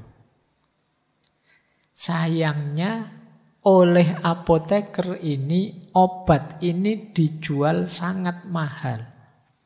10 kali lipat dari harga biasa. Nah, harga produksinya 200, dia menjualnya 2000 untuk satu dosis kecil. Nah, suami perempuan yang sakit kanker tadi yang namanya Heinz, ini kan dia butuh obat itu untuk istrinya. Cuma dia tidak punya uang. Uangnya cuma sedikit. Dia pinjam kemana-mana dapatnya cuma 1000. Masih belum dapat obat tadi. Dia sudah merayu apotekernya bahwa istriku ini loh sekarat. Dia mau meninggal. Satu-satunya obat ya obatmu itu. Kalau boleh obat itu saya beli $1000. Tapi kalau tidak boleh sudahlah. Saya ambil sekarang nanti jadi utang. Saya lunasi nanti. Tapi si apoteker ini kukuh saja ndak. Saya yang punya obat ini, saya yang menemukan, saya capek-capek yang mikir meracik. Saya tidak akan melepas obat ini tanpa uang $2000. Nah, Heinz ini terus dia, wah ini buntu jalannya. Dia putus asa. Terus dia kemudian merencanakan, baiklah kalau tidak boleh saya beli, saya curi sajalah. Nanti saya nunggu sepi, tak bobol saja apoteknya. Nah, menurutmu tindakannya Heinz bobol apotek itu baik atau tidak? Nah, ini namanya dilema moral. Kalau tidak dibobol, istri mati. Tapi kalau dibobol, tidak boleh mencuri barangnya orang, maling. Nah, ini dilema moral. Kalian jawabnya seperti apa? Ini nanti menentukan levelmu ada di mana. Coba kita lihat ya. Level 1, kita lihat tipe jawabannya level 1. Orang di level 1, mungkin ada yang bilang boleh, ada yang bilang tidak. Yang menentukan alasannya. Orang di level 1 yang boleh, mungkin alasannya boleh dia mencuri obat itu. Karena harganya kan sebenarnya cuma 200, bukan 2000. Mencuri saja, karena nanti kalau istrinya mati, dia akan depresi. Kalau istrinya meninggal, dia stres. Biarlah, tidak apa-apa. Orang level 1 kan menghindari sakit dan menghindari kesengsaraan. Nah, nanti kalau istrinya meninggal kan susah aku. Jadi mencuri saja, tidak apa-apa, nanti tobat. Kalau sudah istrinya sembuh. Nah, itu yang alasannya boleh. Jadi kalau ada yang membolehkan dengan alasan ini, biar kamu tidak depresi. Depresi itu susah loh. Ini level 1 berarti. Atau tidak membolehkan. Tidak membolehkan alasannya, kamu jangan nyuri, nanti kamu susah juga. Kalau ketahuan, mungkin kamu tertangkap. Sekarang CCTV banyak di mana-mana. Nanti kamu malah dipenjara. Dipenjara susah loh. Jadi kalau ada yang jawab, jangan mencuri, nanti kamu dipenjara. Itu berarti dia level 1. Pertimbangannya menghindari rasa sakit. Menghindari kesulitan. Nah, level 2 sekarang. Level 2 tadi mencari keuntungan. Level 2 yang membolehkan argumennya, silahkan saja kamu curi obat itu. Istrimu membutuhkan itu. Apotekernya ndak rugi. Tidak apa-apa, nanti kamu bayar lagi. Akhirnya kan semuanya untung. Kamu untung, ya apotekernya dapat ganti. Tidak apa-apa, curi saja dulu, tidak masalah. Toh kamu ingin bayar kan, nantinya kamu anggap utang. Alasan pertama, berarti mencari, mikir keuntunganmu saja. Alasan kedua mungkin tidak boleh. Tidak boleh, jangan mencuri. Karena kalau kamu mencuri, mungkin saja kamu tertangkap. Kamu kan terus tidak untung. Atau istrimu itu kan sudah terminal penyakitnya. Kemungkinan istrimu meninggal sebelum kamu keluar dari penjara. Tidak ada gunanya juga. Dan jangan mencuri, tidak boleh. Kenapa? Loh, apoteker itu tidak salah. Dia yang punya kuasa atas harga.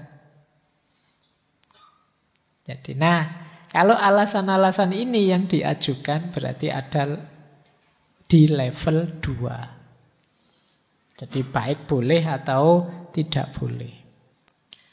Sekarang kita lihat yang level 3 dan level 4. Kalau yang level 3 itu kan tadi menyesuaikan keinginan orang lain di kelompok kita, circle kita, masyarakat kita. Yang boleh mencuri. Orang di level 3 ini membolehkan mencuri. Alasannya apa loh? Masyarakat kita itu seneng loh kalau ada suami rela berkorban untuk istrinya. Jadi kalau ada suami punya prinsip, ndak apa-apa sudah, aku di penjara, aku susah, ndak apa-apa asal istriku sembuh. Itu kan kalau viral itu kan masyarakat mesti belo laki-laki ini.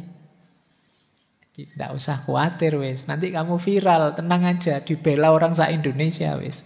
Ini sebenarnya moralitas level 3.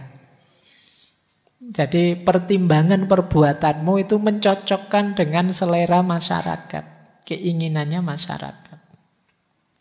Tapi boleh juga tidak. Yo ingin menyesuaikan selera masyarakat, tapi tidak milih yang mencuri. Kenapa? Kalau nanti kamu mencuri, jadi aib di keluargamu, di masyarakatmu untuk seterusnya. Jadi kalau kamu cerdas ya, boleh kamu pertimbangkan ya.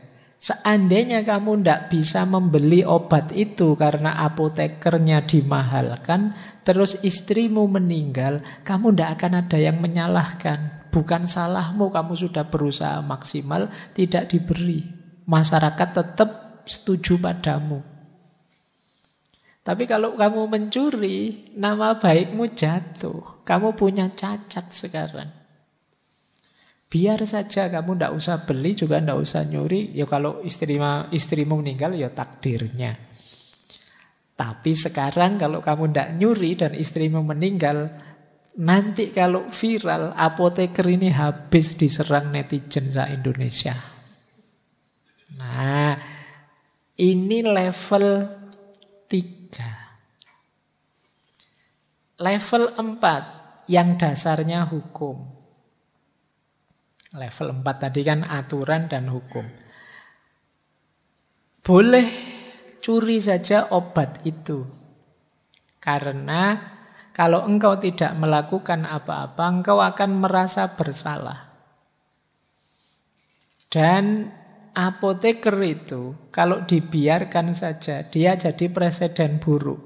Lama-lama orang nyari keuntungannya sendiri dan masyarakat akan hancur. Kalau semua orang perilakunya begitu. Jadi ini level tertib sosial tadi. Berarti apa? Yo biar masyarakat tertib, yo apoteker itu harus merasakan punishment-nya. Curi saja ndak apa-apa. Cuma yang tidak boleh alasannya ya jangan mencuri. Betapapun mencuri itu salah, secara hukum keliru. Kalau orang kemudian dibiarkan menghakimi sendiri, memutuskan sendiri tanpa peduli dengan hukum, ya tatanan akan rusak. Jadi baik boleh mencuri atau tidak boleh mencuri, ya ada argumennya sendiri. Cuma jenis argumen semacam ini menandakan orang ini ada di level 4 moralitasnya. Nah, tapi kamu nanti cari dilema yang berbeda ya, biar kelihatan kamu ada di level mana. Nanti kalau dilema yang sama ini nanti kamu copy paste level 6. Saya level 6 aja, Pak. Jawabanku ini cocok sama level 6 ya, Pak. Kamu milih mesti kan. Cari dilema yang lain lah. Nanti dilihat tipe jawabanmu kayak gimana. Kamu ada di level mana. Kalau level 5, jawabannya kalau boleh, argumennya biasanya mencuri itu dalam situasi semacam ini tidak boleh disalahkan. Kok ada hukum yang menyalahkan orang mencuri dalam situasi semacam ini, hukumnya yang harus diganti. Hukumnya tidak beres itu. Nah, itu yang pertama. Atau yang kedua, tidak. Apapun yang terjadi, kamu jangan mencuri. Kenapa? Karena obat itu haknya apoteker. Jangan kamu langgar haknya. Yo, dia kalau mau memberikan padamu, dia orang baik. Tapi kalau dia tidak mau memberikan padamu, itu hak dia. Wong itu barang miliknya dia. Atau dia jual mahal, ya itu haknya dia. Nah, jadi ini beda level. Jadi nanti argumenmu yang mana menunjukkan level moralmu di mana. Yang keenam, yang prinsip etik universal tadi, tipe argumennya ya dia boleh mencuri. Kenapa? Karena ketika orang harus milih dari satu di antara dua perbuatan, dia harus milih nilai moral yang paling tinggi. Jadi misalnya yang satu nilai hak ekonomi seseorang, yang satu nilai kehidupan seseorang. Loh, antara hak ekonomi dengan nilai hidup tetap lebih berharga nilai kehidupan. Itu loh. Antara kenyamanan, kesenanganmu sepak bola dengan nyawa segitu banyak orang. Nah, itu kan yang harus kamu bela kan tetap nyawa. Ini level 6. Nah, itu. Ya, nanti setelah ini kamu boleh menganalisis dengan dilema moral ini kasusnya PSSI itu. Itu kira-kira ada di level moral mana ya orang-orang itu. Oke, jadi ini prinsip yang keenam. Boleh mencuri karena yang diperjuangkan dalam mencuri itu nilai moral tinggi, yaitu kehidupan, nyawa. Ada lagi yang jangan mencuri. Karena dengan kamu mencuri, sebenarnya kamu sedang nabrak prinsip moral yang kamu sendiri meyakini kebenarannya. Yaitu penghargaan terhadap haknya orang lain. Kalau kamu nabrak ini, sebenarnya kamu nabrak hati nuranimu sendiri, nabrak standar kejujuranmu sendiri. Jadi betapapun jangan mencuri. Oke ya. Nah, Pak, itu kok boleh dan tidak boleh semua? Ya namanya dilema. Setiap orang akan milih sesuai sudut pandangnya sendiri. Nah, pilihanmu dan alasanmu itu nanti menunjukkan kamu ada di level moral yang mana. Disitulah kunci profil moralmu. Jadi teman-teman tidak harus, sekarang kan ngerti teori ini, nanti kamu bisa menganalisis. Yang rame di medsos, yang gegeran tentang ini, itu nanti kelihatan orang ini ada di level moral yang mana.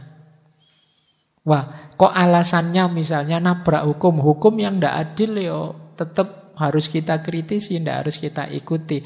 Oh, itu berarti level moral keempat orang ini. Oh, ada yang bilang, yang penting nilai kemanusiaan, yang lain itu nanti dulu lah.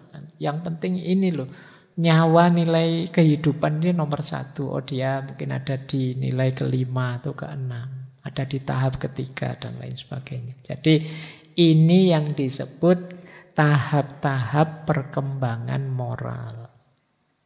Idealnya manusia itu semakin berumur semakin naik level moralnya. Meskipun ya ada orang yang mandek di level tertentu. Atau mungkin karena situasi terus degradasi. Kemarin level 6, sekarang balik lagi ke level 1. Baik, kita lanjutkan ya. Oke, sekarang konsep yang lain karena waktunya. Nah, keputusan moral kita, kata Kolbeck, itu dipengaruhi juga oleh pengalaman sosial kita. Jadi apa saja pengalaman sosial yang mempengaruhi keputusan moral? Yang pertama, kemampuan dan kesempatan alih peran. Jadi ini mempengaruhi cara berpikir moral. Alih peran itu ya mungkin mudahnya pakai istilah empati. Kemampuanmu memposisikan dirimu di posisinya orang lain. Seandainya aku dia, apa yang aku rasakan, apa yang aku putuskan. Nah, ini kemampuan alih peran. Dalam hidup kita sering didorong untuk melakukan ini. Jadi aku mau mengomentari orang itu sih, tapi seandainya aku di posisinya, kira-kira apa yang harus aku putuskan? Karena kadang-kadang kita itu ngejudge orang tanpa melihat dia sedang di posisi apa, dalam situasi apa. Nah, kalau ingin semakin mateng keputusan moral kita, latihanlah berempati, latihan beralih peran. Jangan hanya kukuh di sudut pandangmu sendiri. Jadi misalnya kalian ngeritik tokoh siapa atau orang yang ngalami apa.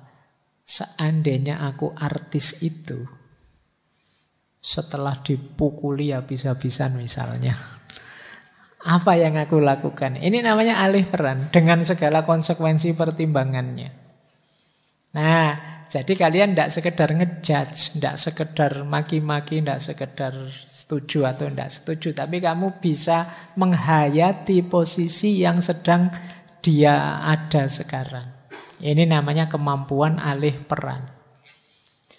Kemudian yang kedua, moralitas, keputusan moral kita semakin matang kalau kita bisa mengatasi konflik sosial kognitif. Jadi konflik sosial kognitif itu, saya punya pandangan A, lah kok teman saya punya pandangan B. Saya pinginnya orang ini sudahlah dicuri saja itu obat itu. Lah kok teman saya bilang jangan mencuri itu jelek, cari jalan lain sajalah. Nah, ini kan kita beda keputusannya. Ini namanya konflik. Keputusan moral, konflik, pertimbangan moral. Mungkin pertimbangannya beda-beda. Nah, pengalaman-pengalaman konflik semacam ini membuat nalar moral kita tambah matang. Berarti apa? Di situ terbuka kesempatan kita untuk meluaskan wawasan. Jadi, berarti memang ada sih orang yang pendapatnya begitu, dengan pertimbangan yang berbeda dari pertimbangan yang saya ambil. Nah, semakin kita terbuka dan menyadari konflik-konflik tadi, pantes. Ada yang berbeda karena melihatnya dari sudut pandang yang berbeda sih. Ini akan jadi pembelajaran kita dalam membuat keputusan-keputusan moral yang lebih matang. Kemudian yang ketiga tentu saja iklim moral di sekeliling kita. Nah, ini juga mempengaruhi. Kalau kita punya circle orang-orang yang abai secara moral, ya tentu saja sedikit banyak akan mempengaruhi kita. Tapi kalau circle kita orang yang sangat peduli, misalnya sangat kaku, sangat ketat secara moral, itu pun akan mempengaruhi kita. Maka pinter-pinterlah milih circlemu. Kenapa kok sekarang rasanya banyak orang yang lepas kontrol, lepas moral? Jangan-jangan circle yang peduli moral di tengah-tengah kita semakin kecil, semakin menyempit. Akhirnya kita saling mempengaruhi dalam suasana yang tidak peduli moral. Kalau dalam tradisi kemarin kita belajar emotional quotient, itu di antara yang mempengaruhi emosi kita itu kan emosional kontak. Jadi kontak emosi. Kalau kita dekat dengan orang-orang yang pemarah terus, sedikit banyak kita juga ketularan marah. Kalau kamu ketemu teman yang sedikit-sedikit ketawa, dikit-dikit ketawa, ya kamu akan ikut sedikit-sedikit ketawa. Kalau kamu bareng teman pendiam, insya Allah lama-lama kamu jadi pendiam. Karena awalnya mungkin kamu banyak ngomong, temanmu diam. Kamu ngomong lagi, dia diam lagi. Lama-lama ngapain aku capek-capek ngomong sendiri.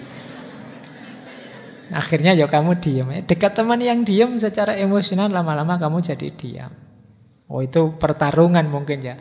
Kamu yang jadi pendiam atau temanmu yang ketularan jadi cerewet. Nah ini namanya emosional kontak. Mungkin ya sama-sama terpengaruh. Kamu jadi agak pendiam, temanmu jadi agak cerewet. Sama-sama tidak seperti dulu lagi. Karena kontak emosi. Maka pinter-pinter milih circlemu. Karena itu nanti akan melahirkan pengaruh pada penalaran moralmu dan keputusan moralmu. Nah, sekarang metodenya. Gimana sih biar mudah meningkatkan kualitas moral kita? Ada 3 jalan yang ditempuh oleh Kolbeck yang disarankan juga untuk kita dalam rangka mendidik moral. Jadi, dan ternyata 3 jalan yang disarankan Kolbeck ini tidak ada ceramah, tidak ada mata pelajaran moral. Yang ada apa? Yang pertama, teladan moral. Kalau ingin banyak orang bermoral, teladan moral harus banyak. Rujukan moral harus banyak. Semakin sedikit rujukan, semakin sedikit teladan, semakin sulit kita mengembangkan perilaku moral. Apalagi anak-anak kita.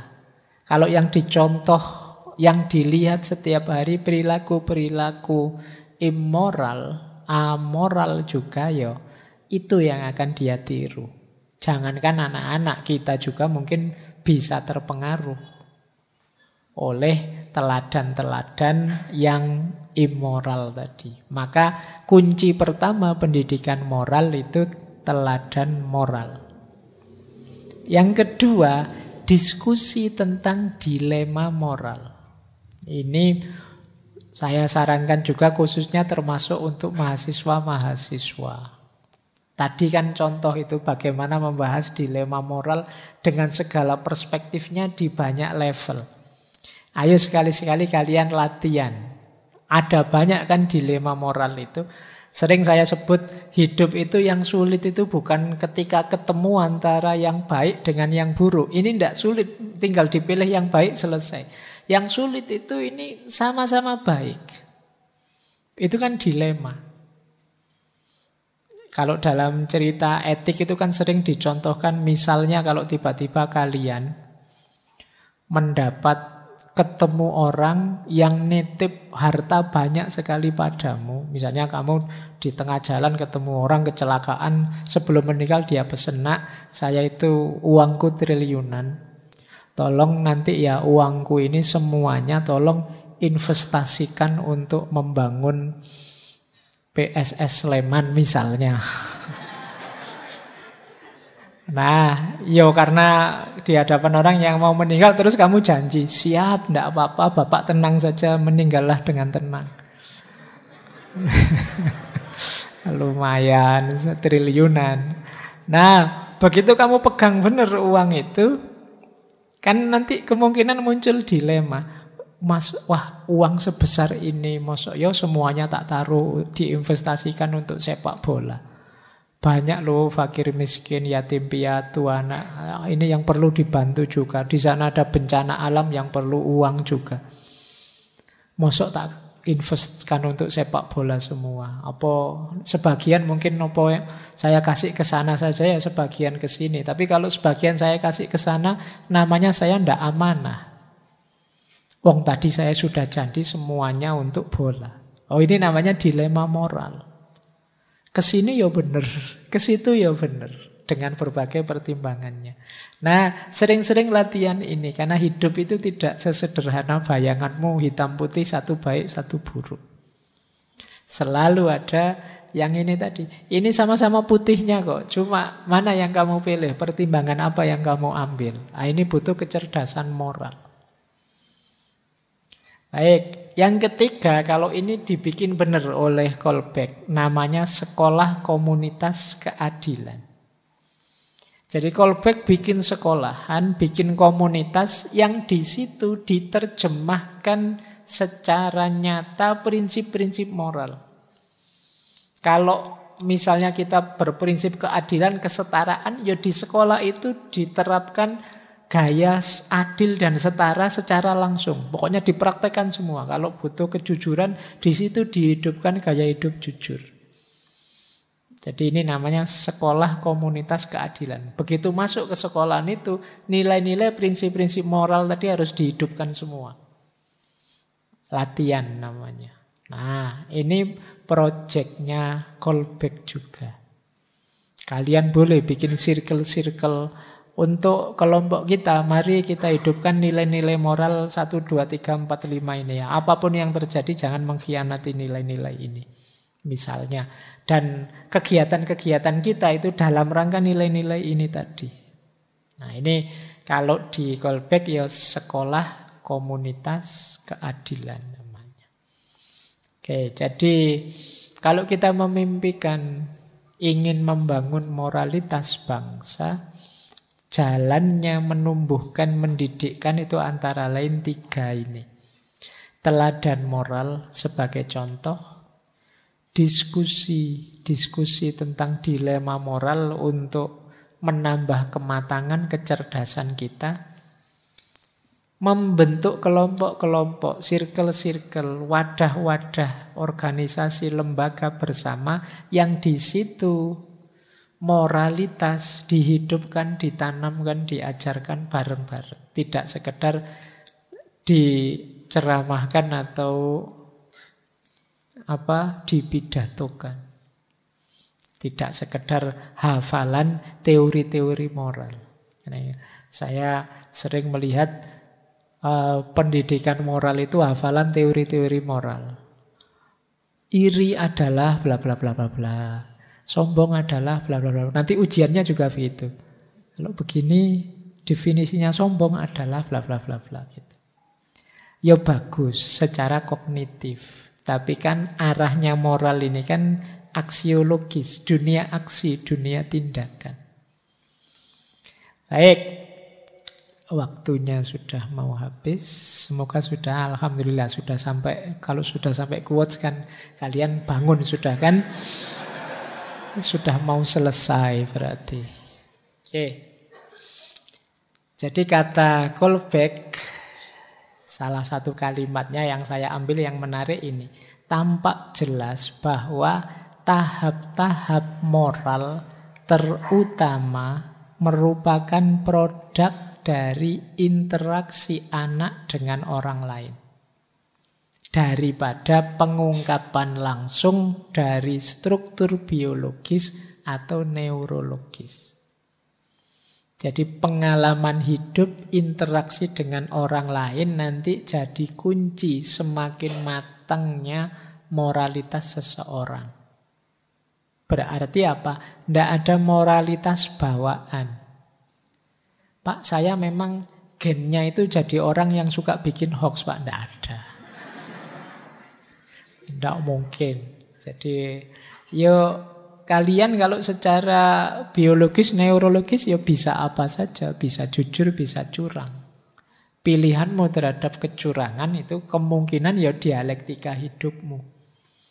Nah, maka fokusnya ke situ nanti. Bagaimana skill sosial, skill budaya, skill pendidikan, dan lain sebagainya yang berhubungan dengan moral itu mari kita perhatikan. Karena dari situlah dibangun moralitas. Tidak ada moralitas warisan, tidak ada moralitas genetik, tidak ada moralitas DNA, tidak ada. Jadi ini yang harus kita perhatikan. Kata Kolbeck. Yang kedua, kata dia, kecerdasan itu dapat dianggap penting, tetapi tidak cukup untuk mendorong perkembangan moral. Semua anak yang moralitasnya tinggi pasti cerdas, tetapi tidak semua anak cerdas moralitasnya tinggi. Jadi kalau ada seorang anak moralitasnya tinggi, kata Kolbeck, pasti dia anak yang cerdas. Tidak mungkin kalau dia tidak pinter, moralitasnya tinggi. Kenapa? Keputusan moral itu melalui pertimbangan penalaran moral yang matang. Anak yang bermoral itu berarti dia mampu mempertimbangkan aneka ragam alternatif tindakan dan dia mampu milih tindakan yang pas, yang bermoral. Ini kalau tidak cerdas tidak bisa. Tapi banyak sebaliknya anak cerdas tapi tidak bermoral. Berarti apa? Mungkin dia kemampuan kognitifnya tinggi, tapi penalaran moralnya masih belum.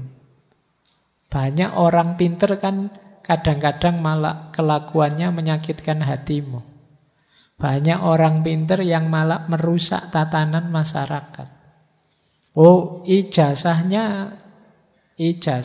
S3 misalnya, luar negeri, gelarnya juga profesor. Tapi setiap kali mengeluarkan statement pemikiran itu negara kacau sebentar misalnya. Nah, bikin susah terus. Nah, ini cerdas dia, tapi moralitasnya perlu dicek. Nah, maka kata Kolbeck, kecerdasan itu penting, tapi dia tidak jaminan moralitas. Tidak cukup hanya itu untuk mendorong perkembangan moral. Banyak anak moralitasnya tinggi dan mereka bisa dipastikan cerdas. Sementara anak-anak yang cerdas tidak terjamin bahwa moralitasnya tinggi. Nah, ini Kola Lawrence Kohlberg. Baik, saya kira itu ya teman-teman malam hari ini. Paling tidak kita sekarang tahu bahwa moralitas itu ada tahapan-tahapannya. Saatnya kita introspeksi diri, saatnya kita memperbaiki level moralitas kita demi kehidupan yang lebih baik, yang sebenarnya diidealkan oleh semua orang. Oke, saya akhiri sekian untuk malam hari ini. Kita lanjutkan lagi minggu depan. Kurang lebihnya mohon maaf. Wallahul muwaffiq, wallahu a'lamu bissawab. Wassalamualaikum warahmatullahi wabarakatuh.